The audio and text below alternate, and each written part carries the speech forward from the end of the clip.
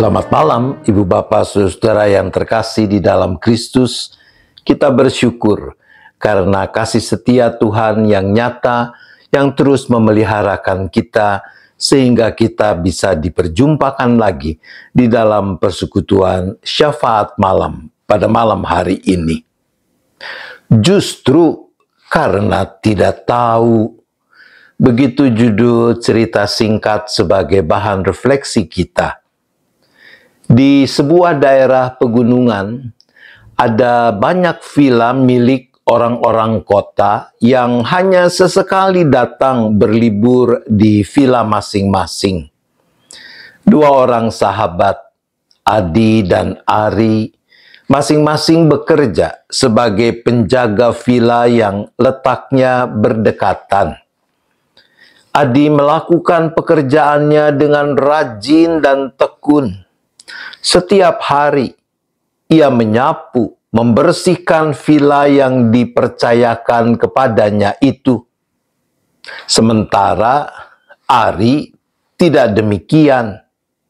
Ari baru melakukan tugasnya kalau mendapat kabar bahwa sang pemilik villa atau keluarganya akan datang. Suatu hari, Ari dan Adi bercakap-cakap.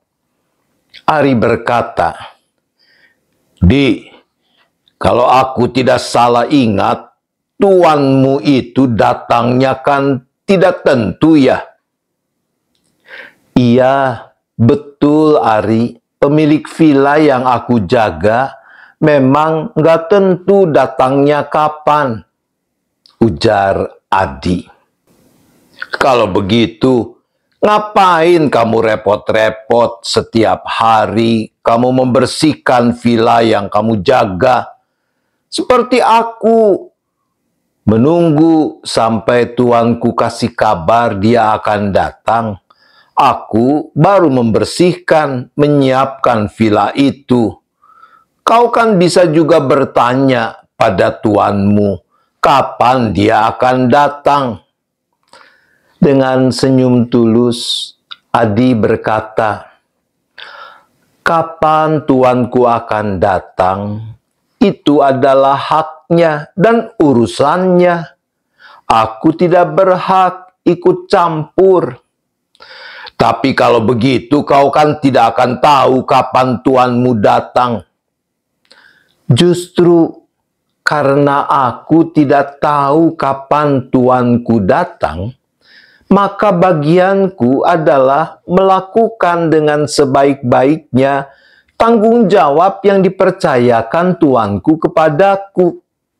Setiap hari aku membersihkan villa miliknya, agar kapanpun tuanku datang, ia mendapati villanya siap untuk dipakai." Ibu bapak saudara-saudara yang dikasihi Tuhan, tentang kedatangan Tuhan seperti yang kita sedang hayati maknanya lewat rangkaian Minggu Advent, Injil Matius di dalam Matius 24 ayat 42 sampai dengan ayat yang ke-44 mengatakan seperti ini. "Karena itu berjaga-jagalah, sebab kamu tidak tahu pada hari mana Tuhanmu datang. Tetapi ketahuilah ini, jika tuan rumah tahu pada waktu mana pada malam hari pencuri akan datang, sudahlah tentu ia berjaga-jaga dan tidak akan membiarkan rumahnya dibongkar. Sebab itu, hendaklah kamu juga siap sedia, karena Anak Manusia datang pada saat yang tidak kamu duga." Istilah berjaga-jaga dalam ayat 42 menggunakan kata Gregoreo, yang artinya secara harfiah terbangun, waspada. Sementara istilah siap sedia dalam ayat 44 memakai kata hetoimos, menunjuk pada sikap aktif di mana orang berada dalam keadaan siap untuk melakukan sesuatu. Maka penantian akan kedatangan kembali Sang Anak Manusia haruslah bersifat aktif, tidak boleh pasif. Aktif untuk melawan berbagai godaan yang bisa membuat kita kehilangan makna hidup yang sesungguhnya. Godaan yang bisa membuat kita terlena, tertidur. Jadi kondisi berjaga-jaga dan siap sedia adalah kondisi yang kita bangun di dalam penantian akan kedatangan Sang Anak Manusia yang kita wujudkan lewat kesungguhan kita untuk terus memuliakan Allah dengan apapun yang kita perbuat, agar ketika Sang Tuhan datang, kita didapati memenuhi tanggung jawab yang Ia percayakan. Jadi mana pilihan kita? Pola pikir dan sikap seperti Ari atau seperti Adi? Tuhan menolong kita. Amin. Mari kita berdoa. Ya Allah, Bapa di sorga, ampunilah kami sekiranya di sana-sini kami suka mengabaikan kesungguhan untuk berjaga-jaga dan siap sedia. Tuhan, kasihanilah kami.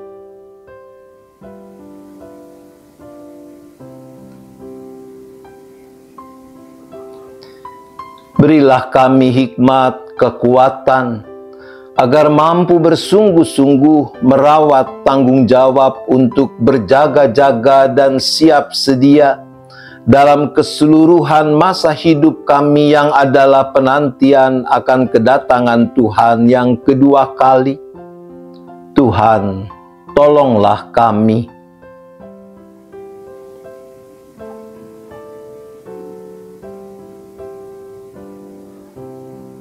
Bersahati kami berdoa bagi perdamaian dan kedamaian dunia, untuk upaya penyelesaian secara damai konflik antara Rusia dan Ukraina yang sampai sekarang masih belum kunjung usai.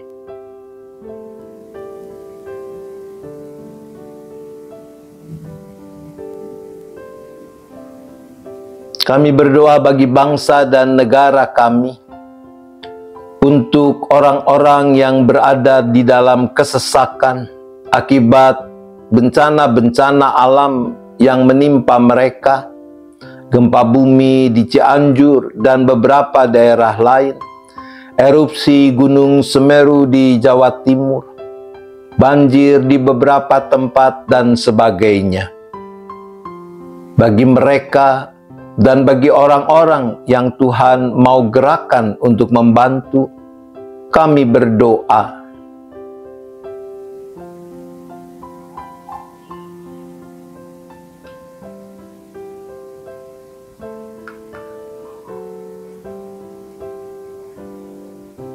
Kami juga berdoa bagi gerejamu, termasuk GKI Gading Indah, di dalam melakukan berbagai kegiatan, baik kebaktian maupun kegiatan lain dalam rangkaian masa raya Natal, agar kegiatan-kegiatan itu tidak hanya menjadi sesuatu yang rutin dan seremonial, tetapi sungguh-sungguh boleh menolong agar jemaat Tuhan dapat makin berakar, bertumbuh dalam pengenalan akan Kristus dan berbuah bagi kemuliaan nama Tuhan.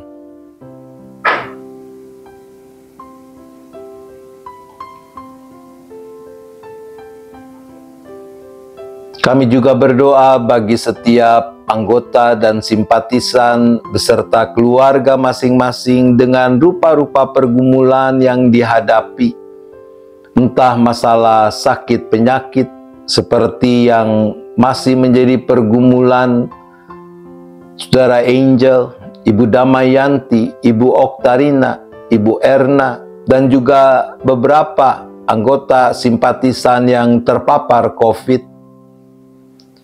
Demikian juga bagi mereka yang bergumul dengan masalah sumber penghidupan, masalah pekerjaan, masalah usaha. Keluarga-keluarga yang merindukan kehadiran anak atau anak-anak dalam hidup pernikahan mereka. Keluarga-keluarga yang sedang mengalami ketidakharmonisan dalam relasi antar anggota keluarga.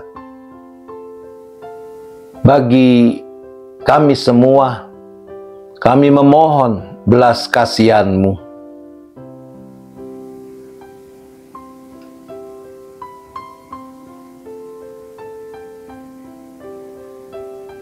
Kami juga turut mendoakan persiapan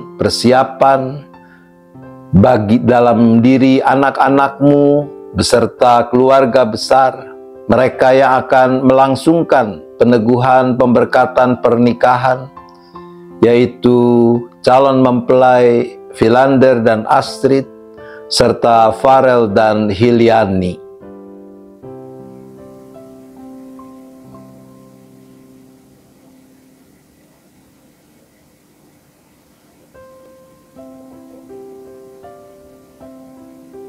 Kami juga memohonkan kekuatan penghiburan yang dari Tuhan bagi keluarga-keluarga yang sedang diliputi oleh duka cita. Keluarga besar Ibu Destiana, keluarga besar Ibu Eni IG. Bagi mereka semua, kami berdoa.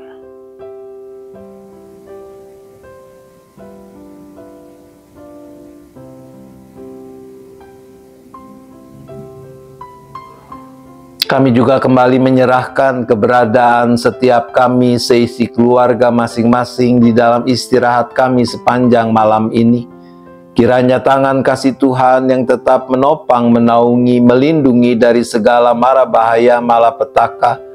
Kami boleh beristirahat dengan cukup, tidur dengan nyenyak, dan besok menyambut memasuki hari baru dengan penuh syukur, dengan penuh sukacita untuk terus memuliakan nama Tuhan. Terima kasih ya Bapa. Rangkaian syafaat ini kami mohonkan hanya di dalam nama Tuhan Yesus Kristus. Amin. Selamat malam Ibu Bapak Saudara-saudara. Selamat istirahat. Tuhan tetap beserta kita.